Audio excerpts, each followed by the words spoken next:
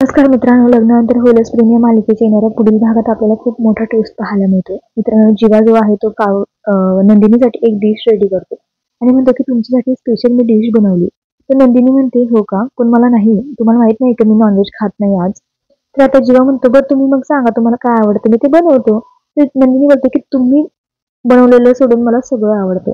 आता हे ऐकून जीवाला खूप हर्ट होतं, त्याला खूप वाईट वाटतं.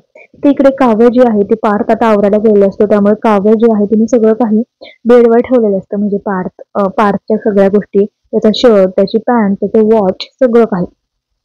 तर आता ते बघून पार्थ म्हणतो, हे कोणी केलंय? तर काव्य म्हणते की हे मी केलंय. तेव्हा पार्थ म्हणतो की तुम्ही अशी कुठलीच सवय लावून घेऊ नका, नाहीतर नंतर उगाच माझ्यासाठी तुम्हाला बदलायची गरज नाहीये. तर असं म्हटल्यानंतर काव्याला खूप वाईट वाटतं. तिला कळतं की पार्थ खूप हर्ट झालेला आहे. आणि इकडे जीवा सुद्धा नंदीला खूप मनवण्याचा प्रयत्न करतो. पण मित्रांनो, आता जीवा व काव्या दोघेही जे आहे ते पार्थ आणि नंदिनीचं प्रेम मिळवू शकतील का? हे सगळं पाहणं खूप रंजक आहे. पण तुम्ही मालिका पाहता